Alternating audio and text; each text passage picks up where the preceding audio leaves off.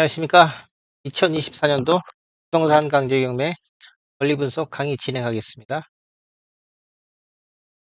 오늘의 강의 주제는 경매 권리 분석 중에서도 이제 특수물건에 관한 그 권리 분석을 오늘부터 몇 시간 정도, 몇 회에 걸쳐서 진행을 하겠습니다. 오늘은 그 첫 번째로 대지권 미등기에 대해서 알아보겠습니다. 이 경매 경매하시는 분들이 집합주택, 집합건물을 낙찰 받으려고 생각하시는 분들이 상당히 많이 마주치는 그런 문제 중에 하나가 대지권 미등기입니다. 그래서 이 대지권 미등기라고 멘트가 뜨면은 좀 당황하시는 분들이 있는데, 그 오늘 강의 잘 들으시면은 어, 그 전혀 뭐 당황하실 필요 없고요.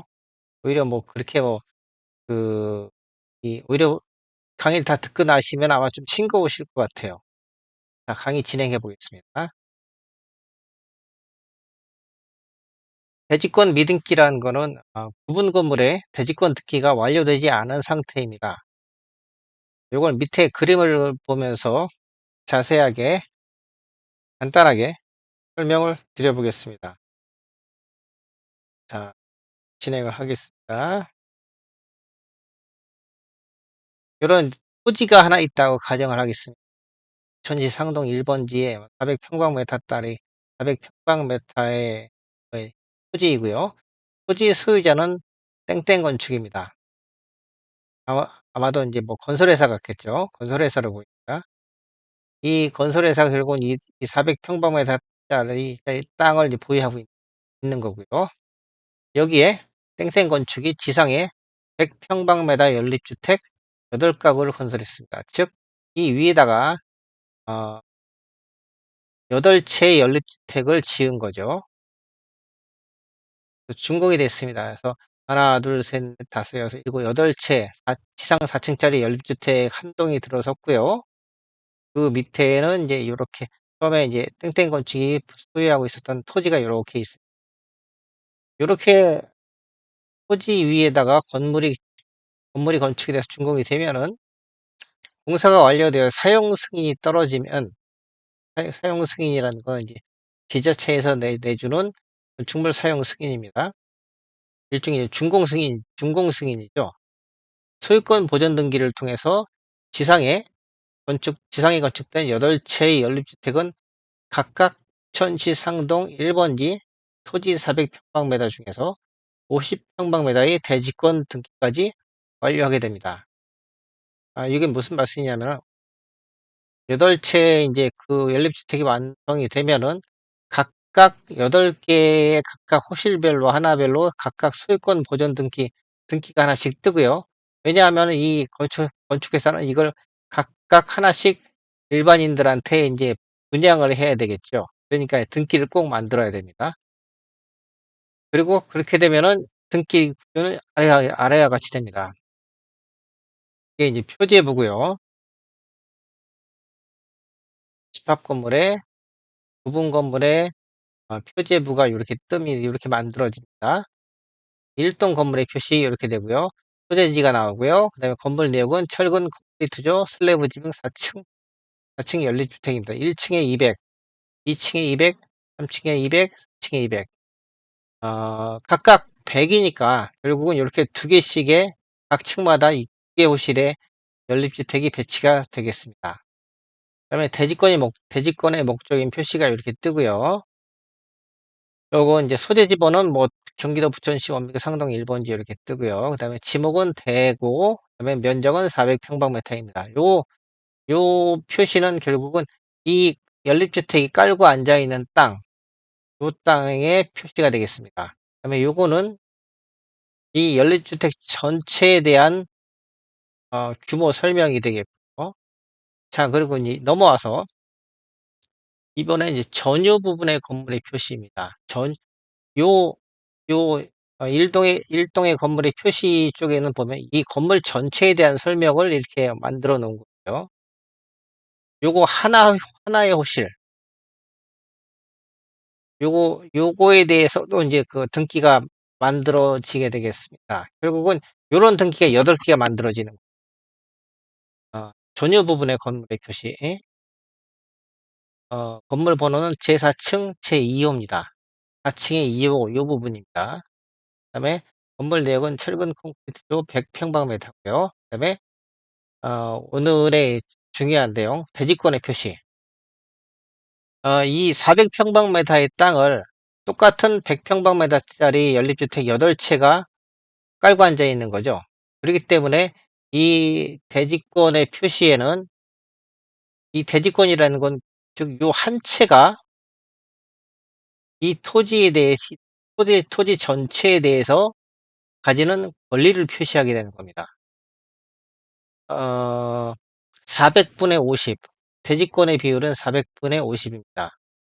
여기서 이 50이라는 게 결국은 이 404층 2호가 이 상동 1번지 400평방미터 토지에 대해서 가지고 있는 본인의 몫입니다. 50평방미터죠. 만약에 아, 토지 소유권이 아직 분양자 앞으로 이전되지 않은 상태이거나 또는 토지의 분필 및 하필 등의 절차가 미완료된 상태이거나 당초 구분 건물 준공 조건에 이런 학교 건축, 진입도로 공사 등 이런 조건이 있었다면 이게 미완료인 상태라면 아래 대지권의 표시 부분이 생성되지 않고 등기부가 작성이 되며 이것을 경매 절차에서는 대지권 미등기라고 표시를 하고 있습니다. 그래서 요 아래에 요 붉은색 부분이 존재하지 않습니다. 이걸 한번 설명을 드려보겠습니다. 제가 여기에서는 간단하게 이제 뭐 천시 상동 1번지 400평방미터라는 아주 간단한 토지를 갖다 제가 예를 들었는데 가령 이 토지가 이 토지에 이런 연립주택 8채가 아니라 아파트를 한 1000채, 2000채 정도 짓는다. 그러면 이 토지의 규모가 어마어마하게 넓습니다. 요런 현상들이 주로 어디서 많이 발생을 하냐면 신도시에 이제 그 대규모 택지가 개발이 돼서 건설사가 그 택지를 갖다가 매입을 하고 매입을 했을 때 그럴 때 이제 요런 일이 많이 발생을 합니다. 자, 가령 제가 이제 위례 신도시가 처음에 이제 조성이 됐을 때를 한번 되돌려 보겠습니다. 그때를 회상을 해 보겠습니다. 위례 신도시가 그 굉장히 넓은 지역인데 그중에 각각 건설회사들이 일부분의 이런 필지를 갖다가 LH나 이런 데로부터 분양을 받았어요. 분양을 받아서 이제 토지 대금을 다 납부를 했는데 토지 대금을 다 납부하면은 건설사들은 망설일 이유가 없죠. 괜히 놔둬봤자 그 토지값에 대한 금융 비용만 더 나가고 그러니까 즉시 건설공사에 착수합니다. 근데 이 상태는 아직 이 보면 위례 신도시라는 전체 어떤 그림을 그려놓고 이렇게 지도상으로 이렇게 금만 그어놓은 상태입니다. 아직 가령 현대건설에다가 가령 한 10,000평 정도 되는 토지를 매각을 했다. 현대건설이 그 10,000평 정도 되는 땅 위에다가 아파트를 지으려고 할 거예요. 근데 아파트를 지을 그 10,000평의 용지는 아직 지번이 부여가 안 돼 있는 그런 상태입니다. 그런 상태가 굉장히 많아요. 어, 그런 경우에는 현대건설이 이 필지별로 다 구획을 현대건설이란다. LH나 이런 토지 분양 기관이 위례 신도시 전체의 어떤 이 토지 구획을 완료하고 난 다음에 그 다음에 토지에 대해서 이게 이제 어떤 지번이 부여가 됩니다. 근데 그 시간이 하루 이틀 걸리는 게 아니고 몇 년 걸립니다. 그러면은 건설회사는 그 토지 지번이 부여될 때까지 손가락을 빨고 앉아 있느냐? 그렇게 절대 안 하고요. 그 분양받은 그 블록 위에다가 이렇게 아파트를 건설합니다. 그리고 나서 준공을 다 시켜요. 그다음에 준공 허가도 떨어지고요. 그다음에 주민들 아파트 수분양자들이 입주도 합니다. 근데 그 아파트들이 각각 깔고 앉아 있는 이 땅은 아직 지번 부여가 채 안 된 거예요. 그런 게 꽤 많습니다. 그러면은 이 밑에 여기에 이게 이 부분이 표시를 할 수가 없습니다. 즉 그런 상태의 경우에는 이 부분이 아예 없어요. 요거까지만 나와 있습니다. 전혀 부분의 건물의 표시까지만, 요거까지만 딱 나와 있습니다. 그리고 나서 몇 년의 세월이 흐르는 거죠. 위례 신도시도 이게 되고 나서 여기까지 생기고 나서 최종적으로 요거까지 대지권 등기까지 되기까지 한, 한 3년 이상 걸렸습니다. 어떤 아파트들은. 그러니까 요게 없는 상태에서 그러면 사람이 들어가서 살지 않았냐? 그런 건 절대 아니고요. 요게 완성되는, 요게 만들어지는 즉시 소유자들은 들어가서 살았어요. 근데 아직 이런 그 지번 부여라든지 필지 분할 같은 게 다 아직 완성되지 않았기 때문에, 완료되지 않았기 때문에 요 부분만큼은 없었습니다.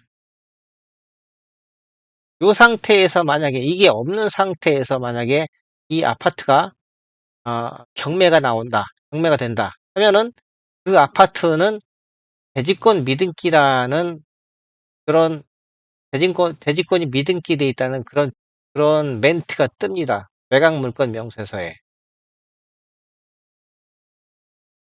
이게 이렇게 뭐 어떤 분양자 앞으로 소유권이 이전되지 않은 상태일 수도 있고요.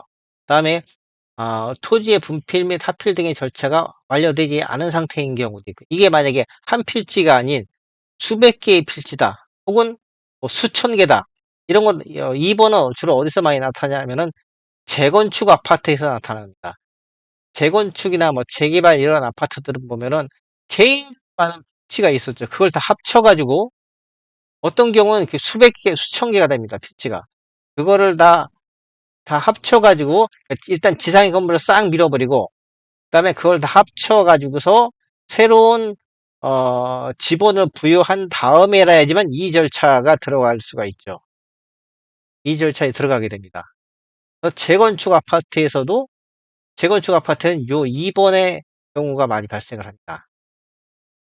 그다음에 이제 세 번째 뭐 요것도 있는데, 이거는 어 그렇게 많지 않은 거니까 요거는 좀 이건 스킵을 하겠습니다.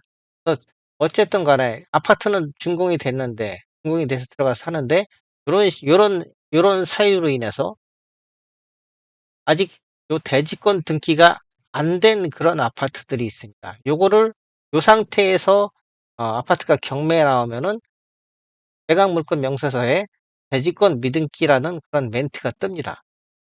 요거에 대한 그 대처 방법을 한번 고민을 해 보겠습니다.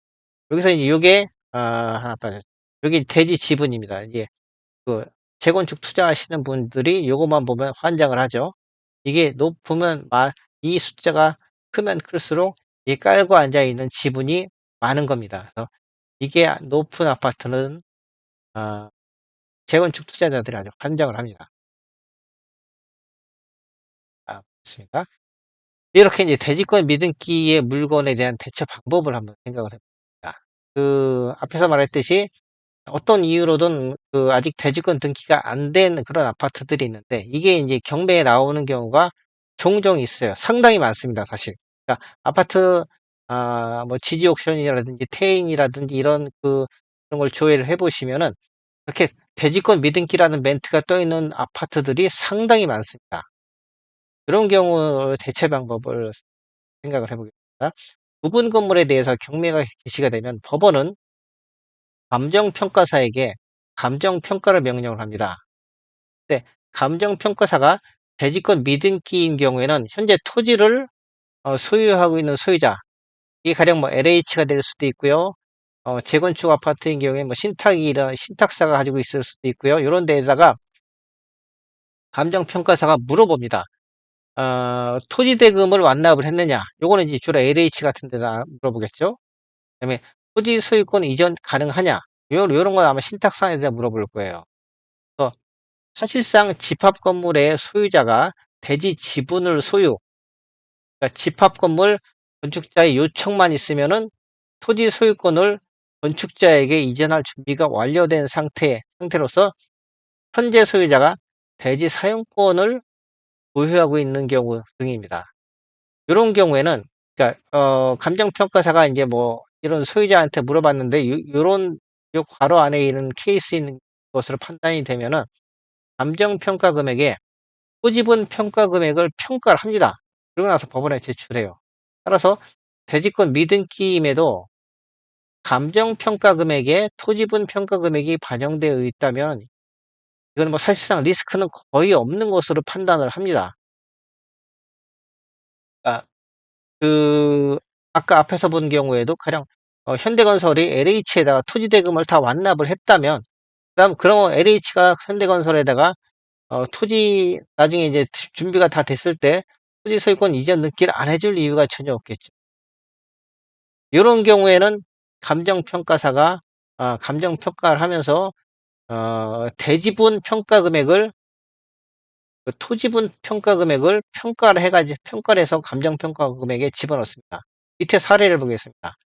이게 이제 대지권 미등기 경매 물건의 감정평가 사례인데요. 밑에 보시면은 토지가 있고 건물이 있습니다. 토지가 7억 9,300, 건물이 3억 4천, 이렇게 해서 11억 4,400인데 토지분 평가 금액이 들어가 있습니다. 이, 이, 이 구분 건물은 대지권 미등기인 물건이에요. 이렇게 대지권 미등기 경매 물건은 앞 페이지에서와 같이 등기부 구성 부분 중 대지권의 표시 부분이 존재하지 않는 거고요. 감정평가사가 현재 토지 소유자에게 소유 관계를 확인해서 토지 소유권이 건설회사에게 이전되는데 문제가 없는 것으로 판단되면은 감정평가사는 사측과 같이 감정평가 금액에 토지의 가치를 반영해서 감정평가서를 만듭니다. 이렇게 7억 9,300. 비록 등기는 아직 안 돼 있지만 사실상 그 아파트는 이런 어떤 이 토지에 대한 권리를 가지고 있다는 걸 표시를 해주는 겁니다. 근데 요걸 가지고서 법원에서는 매각물권 명세서에 요거 설명드려야 되겠네요. 그러므로 대지권 미등기임에도 좌측과 같이 감정평가 금액에 토지 평가 금액이 반영되어 있는 경우에는 부동산 낙찰자가 대지 사용권을 취득을 합니다. 그다음에 어 경매 절차에서 낙찰받은 후 향후 모든 조건이 충족이 된 상태에서 대지권 등기가 가능한 것으로 판단이 됩니다. 사실상 대지권 등기가 되는데 별다른 어려움이 거의 없습니다. 이게 뭐 아파트 같은 경우에 뭐 1,000세대, 2,000세대 이런 어떤 개인들이 구입을 하는데 이게 나중에 뭔 문제가 생기면 큰일 나죠. 그렇기 때문에 법원에서도 이렇게 2중, 3중으로 이제 신중을 기해서 감정을 실시하고 있습니다. 요게 이제 매각물권 명세서에는 어떻게 표시가 되는지 한번 보겠습니다. 요거는 이제 대지권 미등기 건물의 매각물권 명세서를 제가 하나 카피를 해왔는데, 어, 이렇게 표시가 됩니다. 이건 뭐 위에는 해당 사항이 없고요. 이걸 안에 보면은 대지권 미등기이며 대지권 유무는 알 수 없다. 그런데 최저 매각 가격에 대지권 가격이 포함됐다. 그러니까 법원은 보면은 어떻게 보면은 이제 제가 앞에서 이제 감정평가 금액에 대지권 평가 금액이 반영이 되면은 사실상의 큰 리스크는 없다는 별다른 리스크는 없다고 제가 이제 말씀을 드렸는데 법원은 그것보다 훨씬 더 신중해요. 굉장히 보수적으로 이 매각물권 명세서에 멘트를 답니다. 대지권 미등기이며 대지권 유무는 알 수 없다. 그러니까 가령 아까 이제 뭐 현대건설이 LH로부터 토지를 분양받아 가지고 대금을 다 납부를 했을지라도 그런데도 이런 멘트를 답니다. 대지권 미등기이며 대지권 유무는 알 수 없다. 그렇지만 최저 매각 가격에 대지권 가격은 포함됐다. 그러니까 어떻게 보면은 좀 얄미울 정도로 좀 보수적인 그런 멘트인 거죠. 앞에 결국 나는 어떤 이 대지권 미등기에 따른 이런 법률적인 리스크는 나는 컨펌은 할 수가 없다. 그렇지만 최저 매각 가격에 대지권 가격이 포함이 됐으니까 낙찰자가 그러니까 응찰자가 알아서 판단하시라는 요런 뉘앙스로 사실 저는 읽혀져요.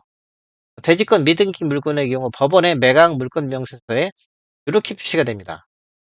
그러니까 좀 상당히 좀 보수적이고 그렇게 법원의 멘트라는 게 상당히 좀 보수적이니까 이걸 보시면은 어 경매를 처음 하시는 분들은 상당히 좀 불안해하시고 당황해 하시는데 요런 정도라면 어쨌든 그 감정 평가 금액에 대지권 평가 금액이 대지 지분 평가 금액이 반영이 돼 있다면 저라면 낙찰을 받겠습니다. 그러니까 그 물건이 마음에 든다면 저라면은 어떤 법률적인 리스크는 생각 안 하고 그냥 낙찰을 받겠습니다. 저도 요 정도로 멘트로만 가름을 하겠습니다. 자, 오늘 강의는 여기까지 마치겠습니다. 다음에 또 찾아뵙겠습니다.